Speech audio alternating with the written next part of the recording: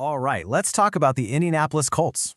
In the NFL, when you're trying to build a team that can actually win a Super Bowl, you sometimes come to a fork in the road, a single, massive decision that could literally define your future. And for the Colts, well, that moment is happening right now.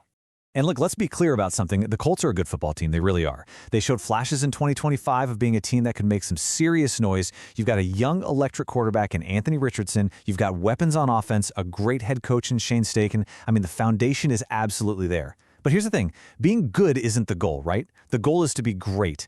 And when you look at this roster, it becomes almost painfully obvious that there is one single glaring weakness holding them back from that next level. And that, right there, brings us to the whole reason we're doing this explainer. Finding that final, elite piece of the puzzle. It's possible. The player's out there. But the price tag? Man, the price could fundamentally change the entire identity of this team. It's a huge reward, no doubt, but the risk is just as big. So, the question is that one missing piece worth an absolutely astronomical price? To figure that out, we're going to break it all down. First, we'll look at why the Colts are a team on the brink and really define their biggest problem. Then, we're going to get into the Hendrickson hypothesis. This is the juicy stuff, the bold prediction that could solve everything. We'll also look at the Anarumo connection, which is kind of the secret weapon that makes this whole thing even possible. From there, we got to talk about the price of power and the tough roster realities that come with it. And finally, we'll put ourselves in the GM's shoes for Ballard's final decision. Okay, let's dive right in. To really get a handle on how massive this decision is for the Colts, you first have to understand just how severe the problem is. And for Indianapolis, that problem is a pass rush that, well, it's just not consistent. It shows up for a series, maybe even a whole quarter, but then when the game is really on the line, it just vanishes. And that's the kind of thing that lets the Patrick Mahomeses and the Josh Allens of the world just get comfortable back there. And in today's NFL, a comfortable quarterback is a quarterback that's going to beat you every single time. Now, real quick, for anyone who might be less familiar with the term, let's define what a pass rush really is. It's not just about getting sacks, though, believe me, sacks are great. It's about making the quarterback's entire life miserable for 3 hours. It's about hitting him, forcing him to throw before he wants to, making him feel pressure even when it's not there. It's all about forcing those game-changing mistakes. You have to understand, in this pass-happy league, if you can't get after the quarterback, you simply can't have a dominant defense. It's the engine that makes everything else on that side of the ball go. So, you see this number up here, 320. And at first glance, you might think, hey, 320 quarterback pressures, that's not so bad. It averages out to almost 19 a game. That sounds pretty disruptive. But like with most stats in the NFL, that top-line number, it rarely ever tells the whole story. In fact, it can hide some major problems. The real issue here isn't the total number, it's who was getting that pressure, and maybe more importantly, who wasn't. Okay, now this chart right here, this visually just screams the Colts' core problem. Look at that first bar for the rookie Laiatu Latu. 61 pressures. The kid was an absolute monster, a one-man wrecking crew. But now look at the bar right next to it. That's the combined total for every other defensive end on the roster. It's a cliff, a massive drop-off. And this isn't just a small issue. It's a strategic nightmare for your defensive coordinator. See, opposing offenses, they watch film. They're smart. They see that Latu is the only guy they have to worry about. So what do? They chip him with a running back. They slide the whole offensive line his way. They do whatever it takes to neutralize him. And when that happens, the Colts' pass rush just grinds to a dead stop. You just can't win consistently with only one threat. They desperately need another shark in the water. So the problem is clear, a one-dimensional pass rush. So how do you fix it? Well, you could draft a guy and hope he develops in a few years, but the Colts feel like their window to win is opening right now. They need an immediate, game-changing solution. And that brings us to a bold prediction from ESPN that presents a very exciting and very expensive fix. Now look, this isn't just some random fan on the message board saying this. This is Matt Bowen from ESPN, one of the most respected analysts in the game. And he's not hedging. He's making a flat-out prediction. GM Chris Ballard goes out and signs the #1 free agent on the entire market, Trey Hendrickson. And what makes this so significant is that Chris Ballard is, historically, a very cautious GM. He builds through the draft. He rarely, if ever, makes these kinds of huge, flashy free agent signings. So for an analyst like Bowen to predict this move, it signals that maybe, just maybe, the philosophy in Indy is changing. It's a sign they know their championship window is open now. A prediction that big, though, deserves a much closer look. Signing the top free agent sounds incredible, but what are you actually getting? For a team that might be about to invest a franchise-altering amount of money, we need to understand exactly who Trey Hendrickson is. Just take a second and look at these numbers from his 4 years in Cincinnati. They are just staggering. We're talking 57 sacks. That's an average of over 14 sacks a season. But it's so much more than that. 112 QB hits, 53 tackles for loss, 11 forced fumbles. This isn't just a guy who cleans up sacks when the quarterback holds the ball too long. He is a pure agent of chaos. He consistently wins one-on-one matchups, he basically lives in the opponent's backfield, and he has a real knack for punching the football out and creating turnovers. This is the absolute definition of an elite, game-changing defensive end. Okay, so I know what you're probably thinking. The big concern, the reason he might even be available, is that he only played 7 games in 2025 because of a hip injury. And that's a totally valid red flag. But this is where you have to look past the basic box score. His sack total was only 4, yeah. But his advanced metrics, they were still completely off the charts. For those who don't know, Pro Football Focus grades every player on every single play.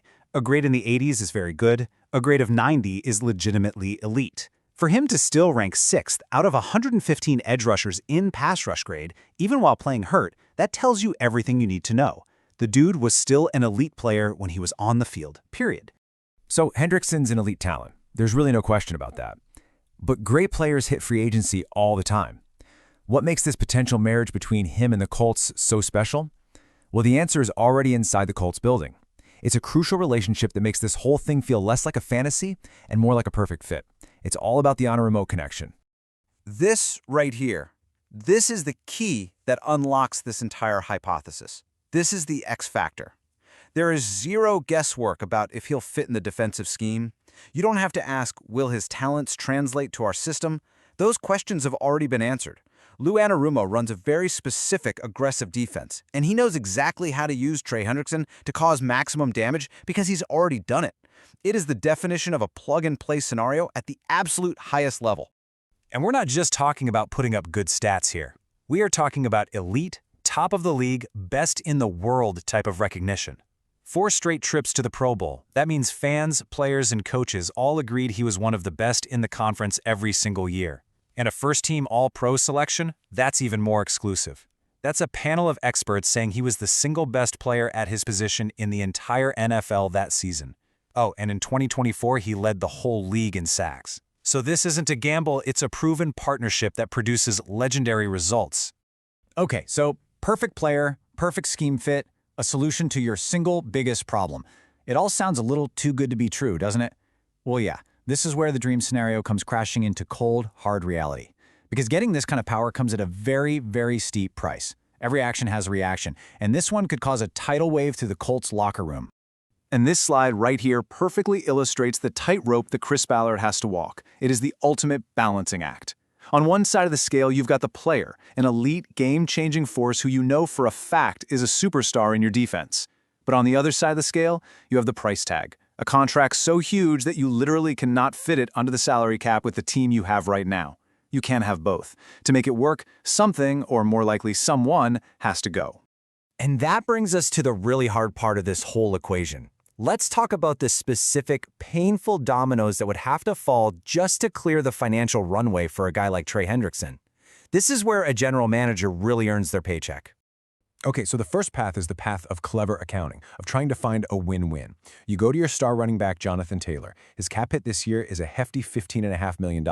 So you make him an offer. You say, look, JT, take a little less this season, say $10 million, and in return, we'll tack on 2 more fully guaranteed years to your deal at that higher $15.5 million rate. For Taylor, who plays the most brutal position in football, that's life-changing security. For the Colts, it's a win-now move that creates an instant $5 million in cap space. The second path, though, this one's way more brutal. This speaks to the harsh, cold business of the NFL salary cap. This would involve cutting a guy who is a respected team leader, linebacker Zaire Franklin. Franklin is considered the heart and soul of that locker room, a team captain. But the source material we're looking at points to his inconsistencies in pass coverage as a potential weak link. So, from a purely financial point of view, releasing him saves the team $6 million. It's the kind of cold, calculated move that fans absolutely hate, but GMs sometimes have to make when they're chasing a championship. But even if you do both of those moves, that's $11 million. It might not be enough to land a guy like Hendrickson, especially if other teams get into a bidding war. And that leads to the single most dramatic, most difficult decision this front office could possibly face. A decision that would send absolute shockwaves through the fan base. What do you do with your number one wide receiver, Michael Pittman Jr.? And this number right here, this is exactly why his name is even in this conversation. $29 million. He's everything you want in a top receiver. He's tough, he's reliable, he's a fan favorite, a leader, he's Anthony Richardson's security blanket. But that number is an anchor on the team's financial flexibility.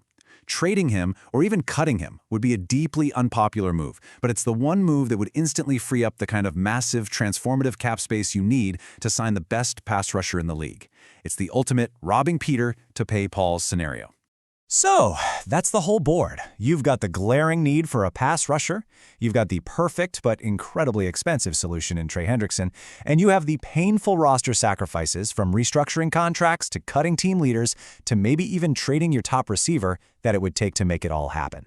It all lands on the desk of one person. This is Chris Ballard's final decision. So let's just put it all together one last time. The upside. You get a proven, all-pro pass rusher who you know for a fact is a monster in your DC system. You potentially fix the single biggest weakness on your roster and turn your defense into a championship-level unit. The downside, the price is so high it will force you to make painful choices, potentially costing you a starting linebacker and, most dramatically, your number one wide receiver, which creates a brand new hole on your offense. So now the question is for you. Put yourself in the general manager's chair. You can sign the NFL's best pass rusher, but it might cost you your top receiver. Do you make that deal? Let us know your answer down in the comments. What would you do if you were Chris Ballard? We read every single one. And hey, if you enjoyed this deep dive and you want more analysis just like it, make sure you subscribe to NFL Nexus and hit that like button. It honestly helps the channel out a ton. Also, a quick note, if you're looking for something fun for the football fans in your life, please consider supporting the channel by purchasing our coloring books. They're perfect for kids, grandkids, or even adults. You can find the link right in the description or by scanning the QR code on your screen now. Thanks for watching, and we'll see you in the next explainer.